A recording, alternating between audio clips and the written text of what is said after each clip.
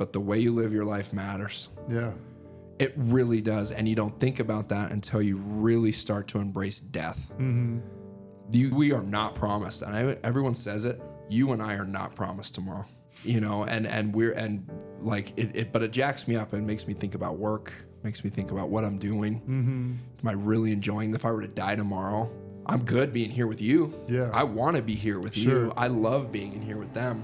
Creating the life that you know if you were to die today, like you were at least doing what you wanted to do around who you want to be around, you know? So this is like, you really need to pick what you're doing wisely and what you're putting your energy into wisely, because you might just start the journey and then you die. So what's up, guys? It is week 3, podcast 3, season 1 of Seed Time and Harvest. Nate Forse right here with my main man, Alex Chapman. Yo. Excited to be here. Always, dude. Yeah. This is always exciting. Always exciting. Thanks for rescheduling. Thanks for doing all that before, Hey, man. you know. Let's get it done. Well, How are you? I'm great, brother. Yeah. Well, we wanted to continue our chat from last week. Technically not last week, a couple weeks ago now. Yeah. On, your presence is a present and how your presence takes you to purpose. But first, I think I'd be remiss if I didn't just ask you, bro, like, you've been through a lot lately. You know, your stepmom just passed. Mm-hmm. And I'm curious what you've learned from this time. Like, what has come to you? It's been a... We're going there. Okay. I'm all about it, you know, and thank you for calling and thank you for all the, you know, I'm sorry I didn't reach back out right away, but it was, death is, I think we talked about this a few, whenever it was, like maybe our first time on here. Yeah. And death has definitely changed. There's a couple ways I want to probably answer that to avoid like crying. Right. Go there, bro. It's all good, man. Watching this go the way that it went down. So a couple things, like, so my stepmom was her 4th brain tumor. She had 3 brain tumors before this that she had removed, chemo, all of it. She also had breast cancer in her life. So from 16 years old till 80 years old, I mean, she's a heavyweight champ of cancer survivors, right? Like, I mean, even her last brain surgery was 2022. In 2022, the neurosurgeon came out. She had 25% survival rate, 25% chance. So when we said goodbye to her that day, I mean, you think about it, right? Like going into the surgery. Yeah, 75% chance of passing away in the surgery. You're not really that optimistic. For some reason, she wasn't scared at all. Neither was I. And it was probably because she's always been this like survivor and superhero, right? Like she's always been this person like, that's fine. This will be done. Like bald, like throwing ball cap. I mean, like I saw her sick on and off my whole life, right? But she took it just like a champion. Like, and it wasn't, there were days that she was sick or she wasn't feeling well or she was tired, but she was never like feeling sorry for herself, right? And so the neurosurgeon comes out of that surgery and he was like, we just witnessed a miracle. Wow. He was like, there's no medical explanation for what just happened. There's no scientific explanation for what just happened. You know, you and I and we just witnessed an actual miracle. And so he's like, and I have to be very cautious about saying that. I don't really know where you guys sit with that stuff. And he was like, but I'm just telling you that there's no way that should have happened. And we took it. I kind of already knew that that's how it was going to go in a weird way. So did she. She came out of recovery, and it was then where we knew like this could be, you know. My dad, of course, was way optimistic and was like, she's going to live forever. I mean, her parents her dad was 106 and her mom was 104. Wow. Right. So I've been around them, so it was kind of being around like a unicorn-ish family bloodline. Like they're very, very healthy, right? I'll give you my opinion on how I think they were that healthy that long, like, offline. But in case one of them watched this, but fast forward, she gets another brain tumor. Say, hey, same thing, it's coming back She refused chemo. She refused all. This is about a year ago. Her goal was to meet Elle, right? Meet my daughter. That's all she wanted. She's like, I just want to meet her. I want to, wrap up some things in life. So she accepted it. And watching her accept the inevitable, refusing chemotherapy, and then still proceeding to smile, give, laugh, be honest, just, enjoy every moment gracefully. And then into her last days, she was she definitely experienced like the natural anxiety and everything of oh my gosh, it's here. What's going to happen? Where do we go? She was not God-fearing. Neither is my dad, right? And so a couple of things I even learned with that I could get into, but really just watching her go this way really gives you so much perspective of what's truly important and what's not. And because at the end, who's there, and it was me. It was my dad. Her son showed up on Mother's Day, and then I think he got here today. You know what I'm saying? Yeah. Her sisters and other people that were close to her, I think, came and for a day or so, like weeks ago or months ago even. And then my dad and I and Haley and the kids and the baby, we were and a few other friends were there with her like those last moments. And that's when when you're in those moments of like, this is who my family is, this is who my people are, right? And you're in these last days of your life. And she went gracefully, she went peacefully. I left to get my dad a sandwich, came back, and he was like, she's gone. Watching my dad crumble was probably the hardest thing in the world, because everyone, like, dads are your heroes, right? For sure. And to watch him like that was like, oh Jesus, like, fuck, man. I mean, it was really difficult to watch. Yeah. So I had to be strong for him, and then, dude, and then there's all of a sudden just life just goes on, right? Like, whether you live 100 and something years, or you live 40 years, or you live 15 years, it's kind of this very sad and cold, harsh reality that we know that we're not making it out. We're going to die. Yeah. Right. And so I've never thought this much about death, because when you're watching people die, my grandmother died the exact same way. And I mentioned that before too. When you're watching someone pass and their days are numbered, you don't know when it's coming. Is it today? Is it next week? It's really weird versus like, hey, he went in for a routine procedure. Oh shit, he died this afternoon. Yeah. And you're like, you're just taking this massive blow. But watching someone kind of just go out is very, very interesting. And I don't know if I have this full grasp on it yet, but what I do know is the way you live your life matters. Because it is going to come. If you and I were to leave here today and die in some awful car accident, what's the last thing someone's going to say about Nate? That day, that's it, because your life's going to be summed up in some beautiful slideshow. People telling stories of you. Of course, your wife and your kids are the most affected, your parents, right? I mean, even brothers and sisters and stuff, depending on how close you are, or maybe you've grown apart. Death is really interesting. There's only a very select few that are just devastated. Yeah. Everyone else is sad. Yeah. Right? And your life is summed up in this brief little story or slideshow, and the only way that you're ever really going to live on or have a legacy is just through helping people. Yeah.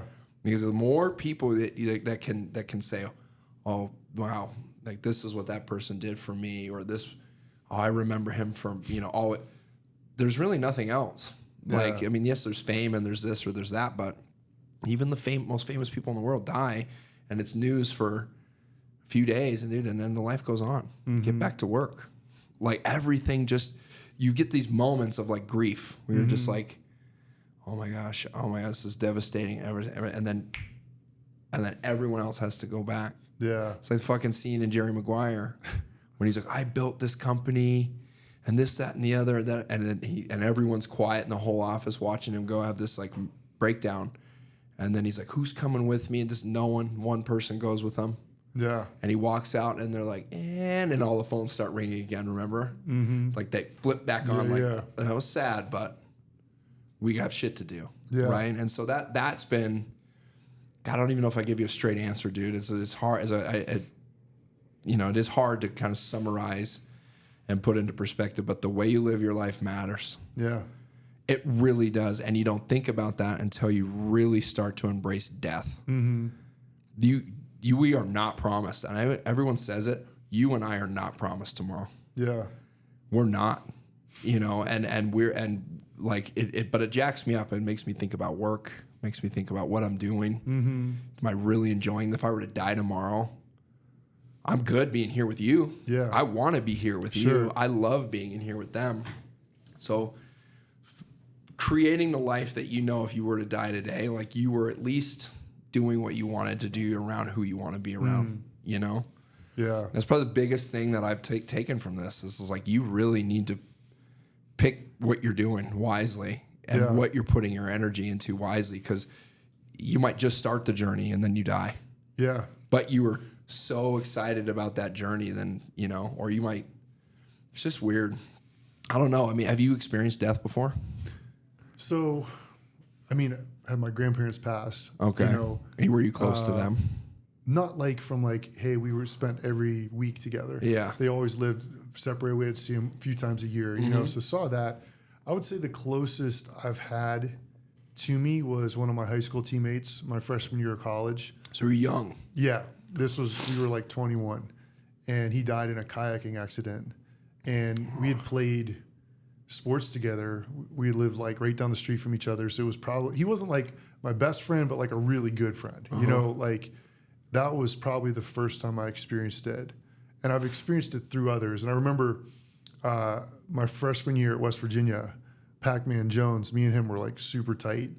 And he lost his grandmother. And I remember I didn't say anything to him because I didn't know what to say. And one night we were out, we were all hammered. And he's like, bro, you didn't even say anything to me. And it like struck me. I was like, I can never go back to that. And so anytime now I know someone has a death or experiencing a loss, I just always reach out and say, I don't think you can say anything that's you're not gonna, but I just always just try to say like, I'm here for you. Like if you ever need to talk or you want to grab a beer or whatever, like that looks like I'm here, And I think this is a perfect segue talking about presence and what your purpose is. Cause I don't know if you've ever done this exercise, but like writing your own epitaph, meaning like what would someone say or what would you want someone to say about you at your funeral? Like your eulogy? Eulogy, or not epitaph, I was like, I don't even know what an epitaph is right now. You're googly. Yeah. What would they Google? But what would they write about your Google reviews? No, keep going. I know, so your eulogy. But writing your own eulogy. And one of my first mentors, he was my first personal training client, kind of got me into personal training. I remember charging him $35 a session, and I just trained him on the beach in Chicago. I had no idea what to do. And this was a guy who had made like 20 million, and he saw a lot of himself in me, and I'll forever be grateful. But he said, do this exercise, write your eulogy. And I was like, well, what's yours? He's like, I want someone to say about me, when I pass, Richie affected my life. He made my life better. And that's like 100% what I can say about him, because he took the time to write his and what he wanted it to look like when he's gone. And like, I'm not in touch with him like I used to be, but there's no doubt about it that I can say he affected my life, and I'm better because of my time with him in our brief time together. And that's what I really want people to say about me. And I just, as you were talking, it's like, that's really been my goal my whole life, is just, I want to matter in someone's life. Like I want to be that person, whether that stage is millions or just a couple, like my family, it's, and I used to want the millions because it was validation for me, but it's just, I want to matter, I want to matter in people's lives. And like Ed Milet says, it's like when I get to where I'm going, like when God says like, hey, here is the person that I created you to be. I think we're going to meet that person. And it's like, did you exceed that person, or did you come below that? Or did you exceed it? I remember hearing that. And it was like, I was like, he vocalized exactly what I've always wanted. And I really think that's the case, is like in the Bible, when he talks about the parable of the talents, the the person who wasted their talent got thrown out. Like your ability, what you've been given, might be more than me, or vice versa. Mm-hmm. But it doesn't matter. All I'm supposed to do is maximize what I've been given. Yeah. And if you don't do that, there's consequences. You know, I think the worst thing someone can say about you is, "Oh, he had potential." Oh, dude, I hate that word, Rode. I hate it. Well, because you know when you hear that, you're not living up to it. Yeah. And somebody's recognizing it and letting you know right to your face. Yep. Fuck. Like as an athlete, that's the worst thing you can. He's got potential. That means you're not maximizing what you've been given. And I think, to me, like I don't think there's failure. There's winning and learning, right?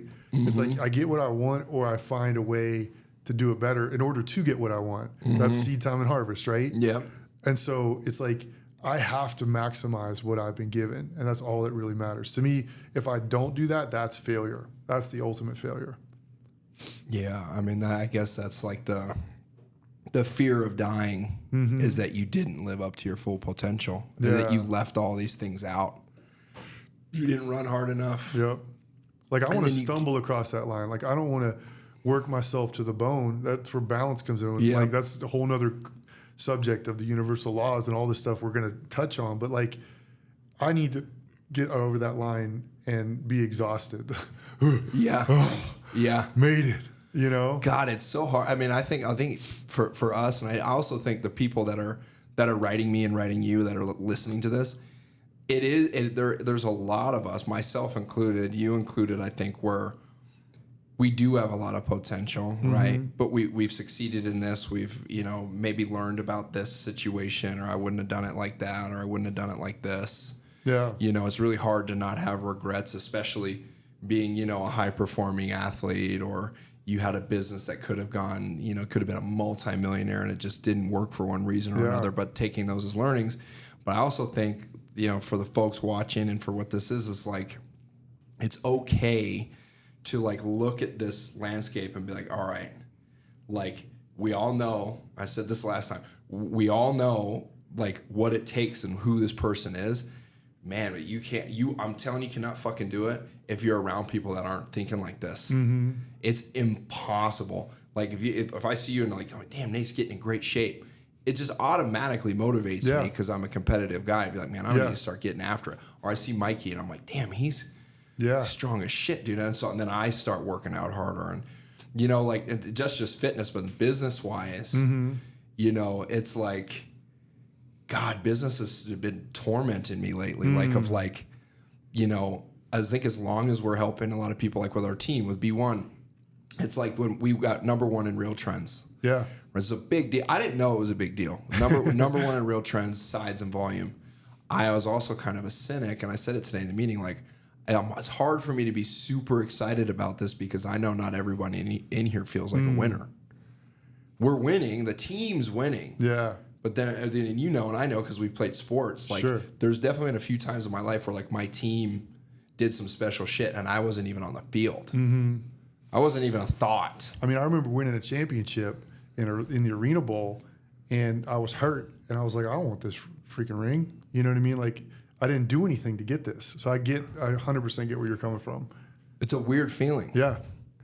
And I know people on our team are like you feel, but I bet you're not even like feeling fulfilled right now with certain things. Like you're busy, you're doing well, but it's like, God, there's more to this. I feel like it's like a scratching the surface feeling. Like, yeah, that's super cool, but it's like, man, we're playing at like 10% right now. You know what I mean? Like there's so much more to do, like legit. Like I feel like that's the actual number. Like there's vast improvement available, And I feel like that's kind of like life in a lot of ways as well.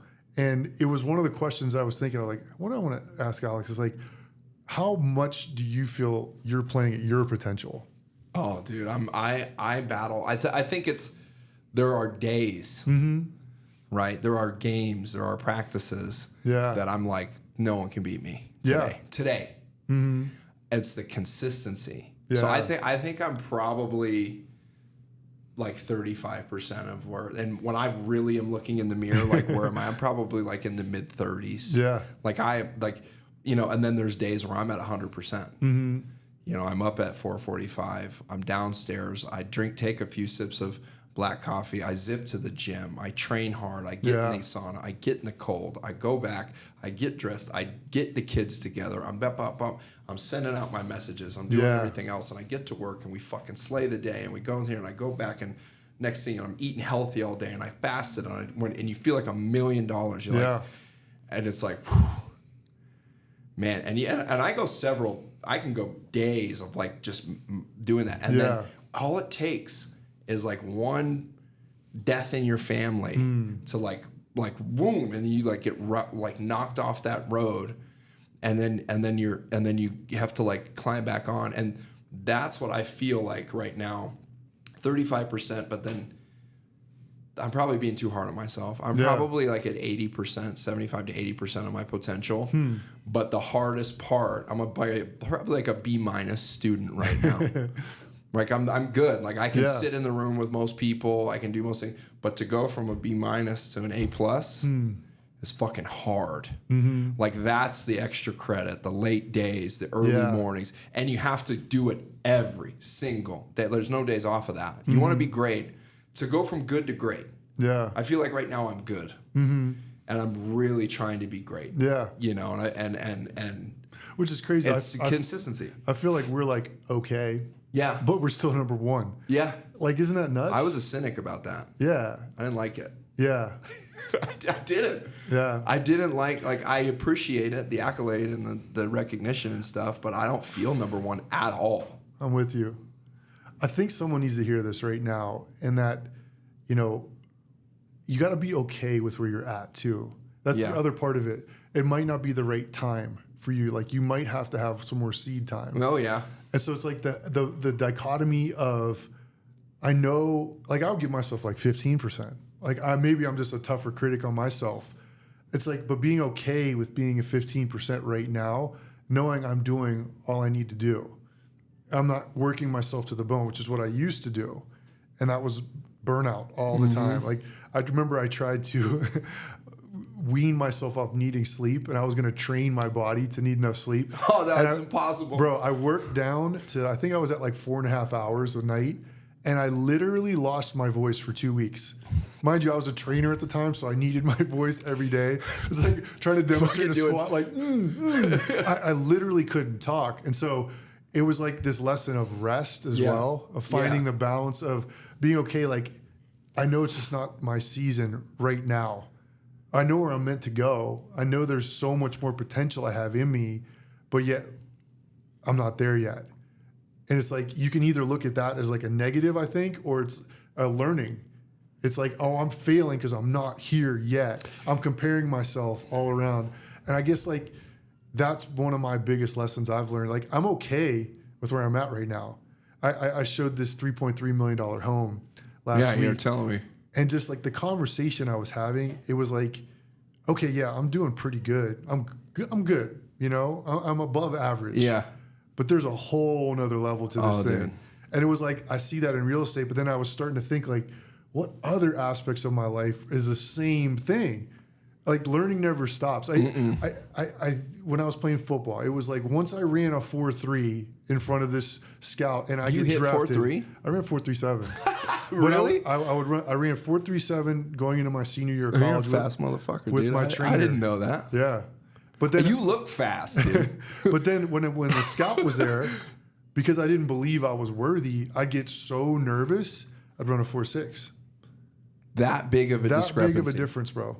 It was like when I was relaxed and I was just in flow, it just happened. I remember that I dunked for the first time going into my freshman year.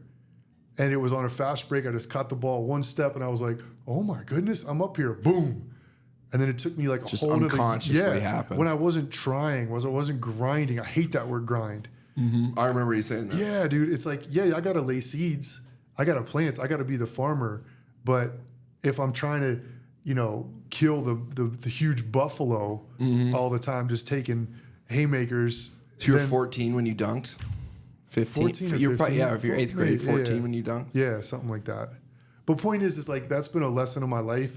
When I don't try, it's kind of like in a relationship, the person who doesn't care the most has the power. Right? Oh, yeah.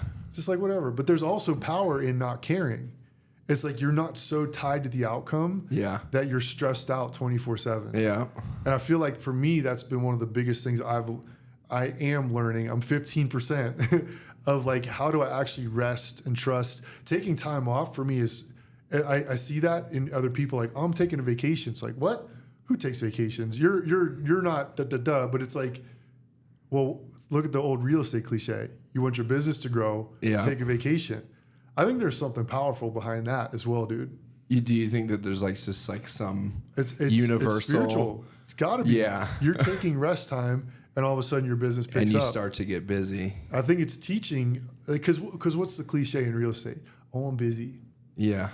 Oh, how's your business going? I'm busy. I'm busy. What are you busy doing? Watching Netflix? Yeah. Busy is nothing. I can be busy doing nothing. Dude, you can get so busy in real estate. And so I'm on a mission in this business to prove that you can be super successful and not kill yourself in the process. Yeah. So you don't have to sacrifice your family, your time. You don't enjoy life. Yeah, I do think there's a balance to being out of balance. Mm-hmm. Like last night, I'm walking my kids. My son is riding his dump truck. My daughter's sitting in there. She's running around, and I'm literally reviewing a contract. Yeah. And then we get under contract today. So it's like I obviously know what I'm doing now, because in the past I had to be locked in. It took me 6 hours to just do that. Computer. Yeah. So that's another seed time and harvest. You just take the reps, and then it's like, oh, I'm a different person. Dude, the kids, though, man. The kid, not your kids. I mean, like the kids in real estate. And I'm not saying kids because of age. Sure. I mean kids of like experience. Yep. God, it's like nobody really understands, and I think society's fucking this up.